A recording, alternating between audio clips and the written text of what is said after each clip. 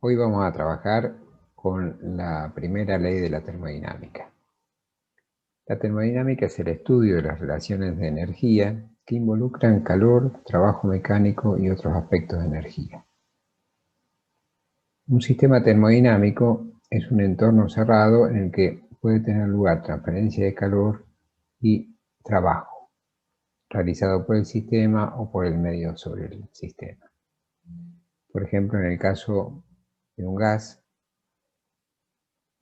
que esté confinado a un espacio como el mostrado en la figura, entre un cilindro y un pistón. El pistón puede realizar trabajo sobre ese gas o al revés, el gas puede realizar trabajo sobre el medio y puede haber intercambio de calor entre el gas y las paredes que lo confinan. La energía interna del sistema es el total de todos los tipos de energía que poseen sus partículas, excluyendo las debidas a la energía, por ejemplo, que tiene de movimiento el sistema como un todo, o las energías potenciales debidas a campos de fuerzas externas. Para el caso particular de los gases, la energía interna consiste en la suma de energía potencial y cinética de las moléculas. Principalmente cinética, porque potencial es prácticamente despreciable. Para gases ideales no se la considera. De hecho, se puede demostrar que para gases ideales la variación de energía interna depende exclusivamente de la temperatura, como se muestra en la expresión que tenemos acá abajo, donde dice que la variación de energía interna es igual al número de moles por el calor específico a volumen constante por la variación de temperatura. Dos formas de aumentar la energía interna, para el caso que estamos estudiando, sería realizar trabajo sobre ese gas moviendo el émbolo o entregándole calor a ese gas confinado. Y hay dos formas de reducir la energía interna, que son o dejando que ese gas realice trabajo sobre el medio o permitir que transfiera calor al medio. El estado termodinámico de un sistema se detecta mediante cuatro factores: presión en pascales, temperatura en Kelvin, volumen en metros cúbicos y número de moles. El proceso termodinámico es la evolución de las magnitudes termodinámicas relativas a un sistema físico. Esas magnitudes que están en la ley de los gases, ver cómo evolucionan.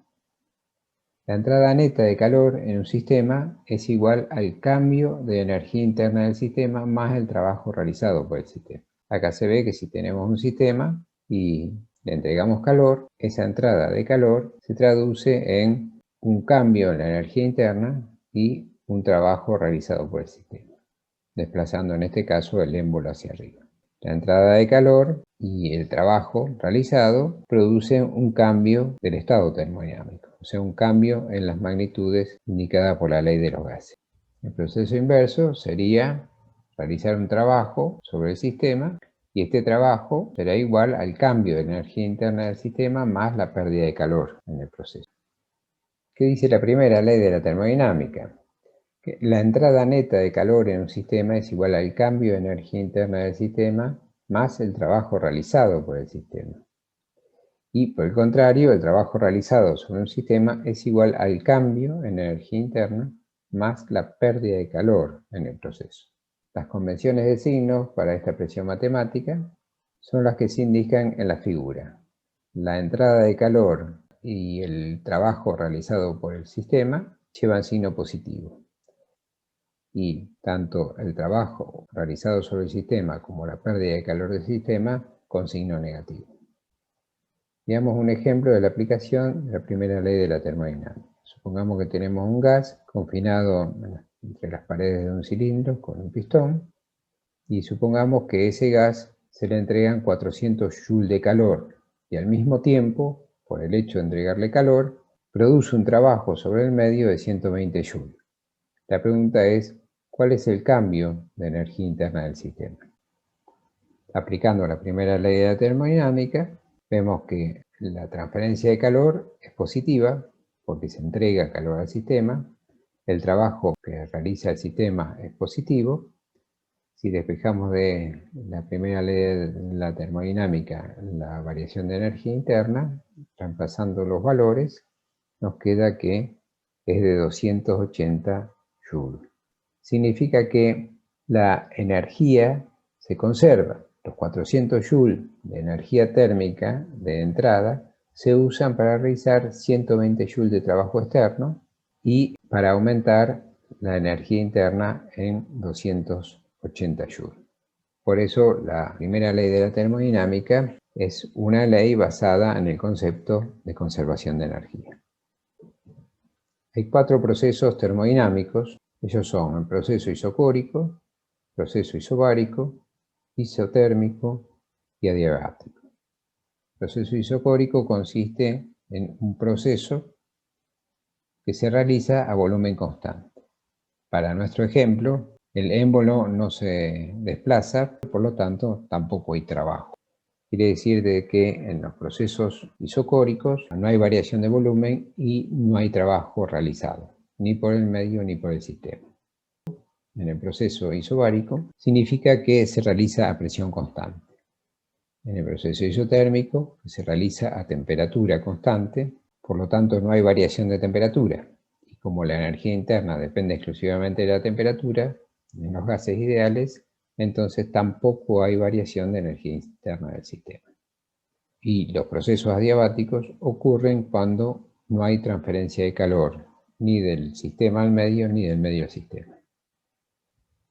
¿En qué consiste un proceso isocórico entonces? Si aplicamos la primera ley de la termodinámica a un proceso isocórico, vemos que como no hay trabajo, todas las transferencias de calor son iguales a las variaciones de energía interna. Si se le entrega calor al sistema, habrá un aumento de energía interna, y si se le extrae calor al sistema, habrá una disminución de la energía interna. Veamos un ejemplo isocórico. Supongamos que tenemos un gas confinado en un recipiente de paredes fijas y le entregamos 400 joules de calor. Como el gas no puede evolucionar en volumen, si representamos ese proceso en un par de ejes presión-volumen, seguramente la presión aumentará por la entrega de calor, por lo que el proceso se podrá indicar desde un estado A a un estado B a través de una línea vertical. La ecuación de los gases para un proceso a volumen constante nos queda de la forma en que lo vemos en esta expresión. Los 400 joules que se le entreguen aumentarán la energía interna en la misma cantidad y el trabajo será nulo. El proceso isobárico se realiza a presión constante, por lo que el trabajo será igual a la presión por la variación de volumen. Si se le entrega calor al sistema, se traducirá en un trabajo en salida y un aumento de la energía interna. Y por el contrario, si se le extrae calor al sistema, se traducirá en un trabajo de entrada y una disminución de la energía interna. Un ejemplo de transformación isobárica sería entregarle una cierta cantidad de calorías a un gas en un recipiente como se muestra, entre las paredes de un cilindro con un pistón que sostiene una de sus paredes y que se puede desplazar.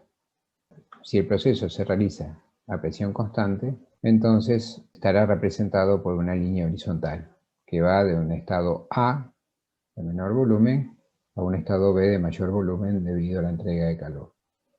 En estos procesos isobáricos, como la presión es constante, la ecuación de los gases queda con la expresión que se ve. La entrada de calor aumenta el volumen de gas a presión constante. Si suponemos que esos 400 joules de calor realizan 120 joules de trabajo, entonces aumentarán la energía interna a 280 joules. El trabajo se puede calcular calculando el área bajo la curva de la gráfica de presión-volumen. En un proceso isotérmico no hay variación de temperatura, por lo tanto no hay variación de energía interna, y toda la transferencia de calor se traducirá en trabajo. Si entregamos calor a un sistema, se traducirá en un trabajo realizado por el sistema sobre el medio de igual valor. Por el contrario, si realizamos trabajo sobre el sistema, se producirá una transferencia de calor del sistema al medio en la misma cantidad. En el proceso isotérmico, la temperatura es constante, pero la presión y el volumen pueden variar. La ecuación de los gases queda que el producto de la presión por el volumen es una constante. Y el proceso se representa como una curva como la mostrada en la figura, en este caso para una compresión.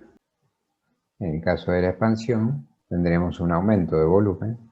El gas absorbe 400 joules de energía mientras realiza 400 joules de trabajo. La variación de temperatura, como la de energía interna, es nula. Se puede demostrar que el trabajo en un proceso isotérmico tiene la expresión de número de moles, R, la constante universal de los gases, por la temperatura, por el logaritmo del cociente entre el volumen mayor sobre el volumen menor. Acá está la demostración de la expresión que vimos recién de trabajo, teniendo en cuenta que el trabajo en un gas ideal, en un proceso isotérmico, la integral de P diferencial B, y viendo que en ese caso el producto de la presión por el volumen es una constante, haciendo los reemplazos, el desarrollo de la integral, se llega a la expresión que acabamos de mostrar. En un proceso adiabático, por otro lado, no hay intercambio de calor, o sea, delta Q es igual a 0. Por lo tanto, hay una relación entre el trabajo y la energía interna. Una producción de trabajo del sistema sobre el medio se traduce en una disminución de energía interna. Por el contrario, una realización de trabajo sobre el sistema se traduce en un aumento de la energía interna. La manera de representar el proceso adiabático se muestra en la curva de la gráfica presión-volumen. En la expansión habrá un aumento de volumen, la ecuación de los gases queda como se muestra. Si se realizan 40 joules de trabajo, disminuye la energía interna en 400 joules también, y el intercambio de calor será nulo.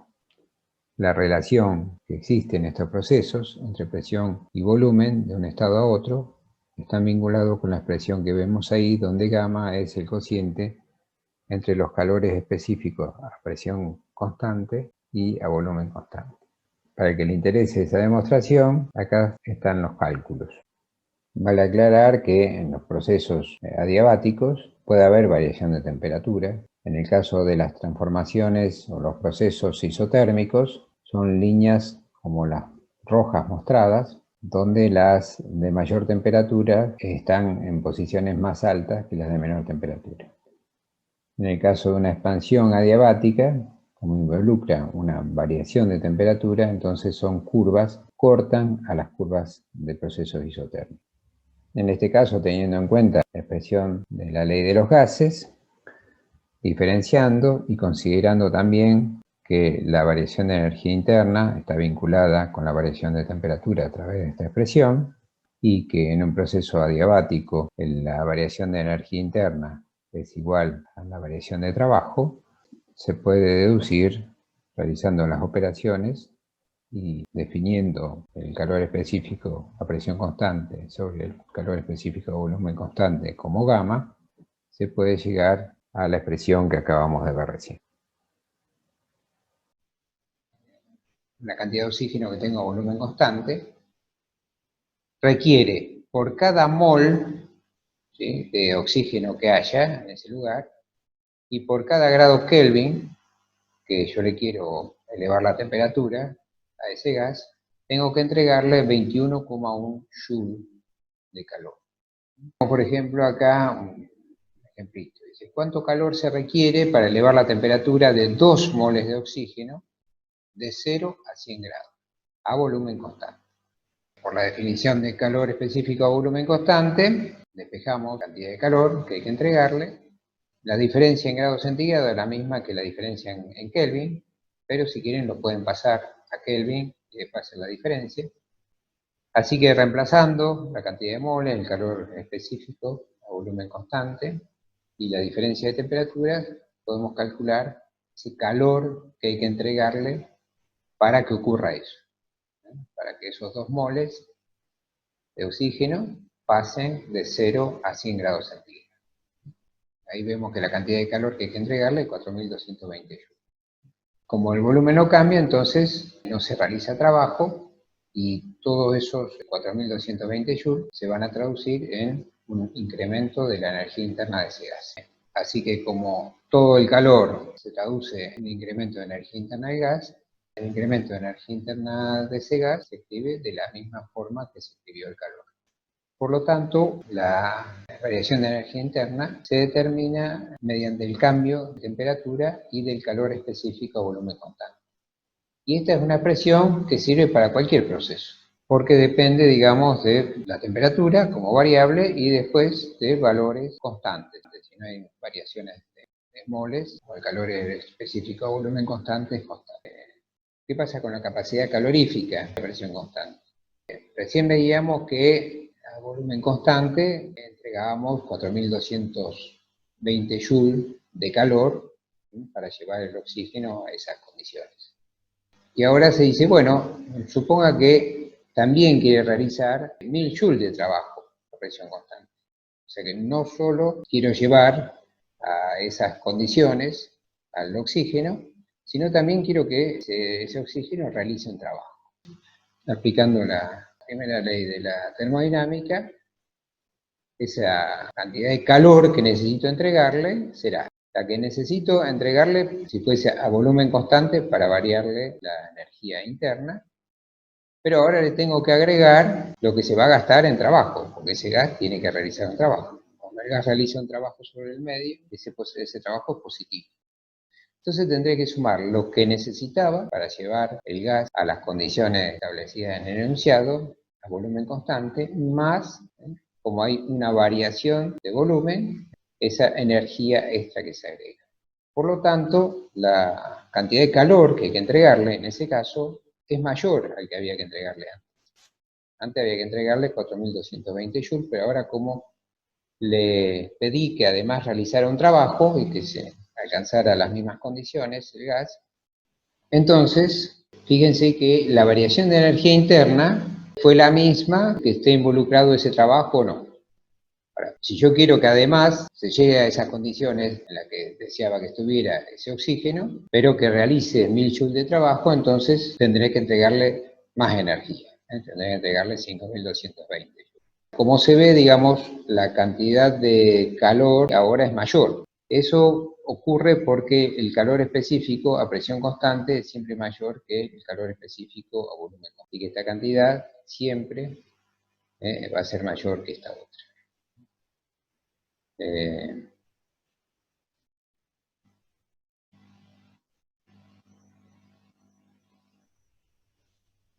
Acá se ve un poco más de claridad.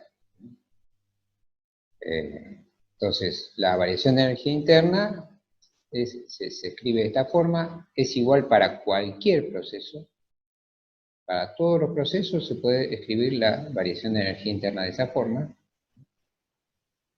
En el caso de una transformación, ¿sí?, a presión constante, bueno, el calor surgirá como la cantidad de moles por el caso del calor específico a presión constante, por la variación de temperatura. Pero la variación de energía interna siempre se lo escribe con la cantidad de moles y el calor específico a volumen constante igual, por la variación de temperatura, más el trabajo que realice. Acá se ve clarito de que esta cantidad es más chiquita que esta otra. Y eso es porque este calor específico es menor que este otro. La relación entre los calores específicos ya habíamos indicado antes. Hay que recordar estas 4 relaciones que se cumplen siempre.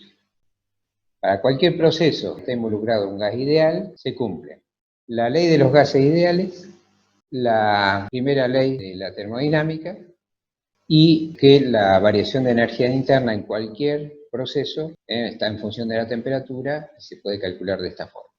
Veamos un problemita, y con esto deberíamos ir aclarando todas las dudas. Nosotros lo que hemos visto es que los cambios de estado se van produciendo a través de procesos termodinámicos. Y esos procesos termodinámicos podían ser de 4 tipos: isocórico, isotérmico, isobárico y adiabático.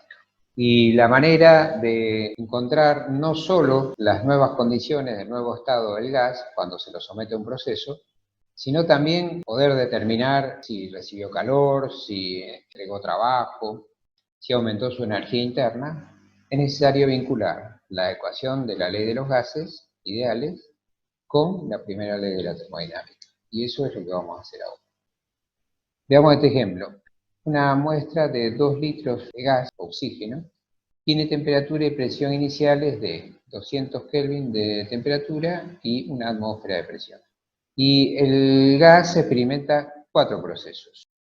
Primero se lo calienta a volumen constante de 200 Kelvin a 400 Kelvin. O sea, ahí conozco la variación de temperatura. Conozco también el volumen inicial. Y conozco también la presión inicial. Después lo vamos a calentar cuando alcance esos 400 Kelvin. Lo vamos a calentar y dejar que se expanda a presión constante. Pero lo vamos a calentar hasta 800 Kelvin. Después lo vamos a enfriar a volumen constante. De esa manera, digamos, si mantenemos el volumen constante y lo enfriamos, la presión va disminuyendo. Entonces le volvemos a bajar la presión a una atmósfera. Porque se supone que en el primer proceso la presión aumentó. Cuando lo calentamos acá, a volumen constante, la presión aumentó. O sea que ya a partir de que salió de A hacia B fue aumentando la presión. Después se mantuvo la presión en el segundo proceso y en el tercero disminuye la presión y vuelve a la presión que tenía. Y después, cuando alcanza esa presión, se lo sigue enfriando, pero a presión constante. Entonces se mantiene la presión y como se lo sigue enfriando, la temperatura disminuye. Disminuyó ya en el tercer proceso y ahora sigue disminuyendo. Vamos a estudiar qué pasa en cada proceso de esos con las variables de estado y con los intercambios de calor, trabajo y aumento o disminución de energía interna. Va a ser útil conocer la cantidad de moles de oxígeno que hay presentes, entonces para eso puedo usar la ecuación de los gases ideales. Tengo la presión inicial, la atmósfera la paso a pascales, el volumen a metros cúbicos, la constante de los gases en joule por mol y Kelvin, y la temperatura absoluta en Kelvin. Y de ahí sacamos que la cantidad de moles que hay ahí de oxígeno es 0,122. En esta transparencia se puede observar en un diagrama de presión y volumen los 4 tramos del ciclo. Este proceso isocórico, este proceso isobárico, este otra vez isocórico y este otra vez isobárico. ¿Cuál es la presión en el punto B? O sea, nosotros dijimos, bueno, si no le variamos el volumen, cuando lo llevamos de A a B, y le estamos entregando calor, entonces la presión tiene que aumentar. Estamos calentando, estamos aumentando la temperatura de 200 Kelvin a 400. Entonces, para determinar la presión, aplicamos la ley de los gases ideales. Sabemos que el volumen se mantiene constante, así que la ecuación de los gases ideales queda de esta forma. Y de ahí despejamos el valor de la presión en el punto B. Y eso nos da 2 atmósferas, o sea, 203 kilopascales. Determinamos la presión en el punto B. ¿Qué pasa en ese proceso de A a B con la cantidad de calor, la energía interna y el trabajo? Como el proceso se realizó a volumen constante, el trabajo es nulo. En el caso del gas que esté encerradito en un cilindrito con un émbolo, el émbolo no se mueve. Así que directamente todo el calor entregado se tradujo en un incremento de la energía interna. Y esa energía interna ya sabemos cómo calcularla. Tenemos el calor específico a volumen constante del oxígeno y la variación de temperaturas, así que lo calculamos. Paso rapidito por acá. Dice que la variación de energía interna son 514 joules. Entonces también el calor que se le entregó para aumentar la temperatura de 200 a 400 Kelvin también es 514 joules. Entonces fíjense, estuvimos calculando no solo las variables de estado, sino también qué pasó con los intercambios de energía. En el proceso isobárico BC, de acá a acá, decía que le aumentábamos la temperatura, lo calentábamos a 800 Kelvin. Entonces la pregunta que nos hacemos es, ¿cuál va a ser ese volumen que va a tener ahora? Si lo caliento a presión constante. Las temperaturas están dadas, así que la ecuación de los gases queda de esta forma. cuando la presión es constante. Tengo el volumen inicial, o sea, en B, la temperatura en B, el volumen en C y la temperatura en C. Y de ahí saco el nuevo volumen que tiene ese gas. Y eso nos da 4 litros. Quiere decir que ahora sabemos que en el punto C alcanzó un volumen de 4 litros. Bien, ya tenemos todas las variables de estado. Ahora veamos qué pasa con los intercambios de energía. Entonces, como en este proceso la variación de presión es nula, isobárico, entonces la variación de presión es la variación de energía siempre la calculamos de la misma manera, así que ahí calculo la energía. Y ahora conozco la variación de energía. El trabajo va a depender de la variación de volúmenes. Yo ahora conozco la variación de volúmenes, así que será la presión por la variación de volúmenes, así que el trabajo lo puedo calcular, ¿sí? Con la variación de volúmenes y la presión en la que se realizó ese proceso, de B a C, calculo el trabajo. Entonces ya tengo trabajo y tengo energía interna. ¿Qué pasa con el calor entonces? El calor va a surgir de hacer la cuentita. Energía interna, variación de energía interna más trabajo ocurrido.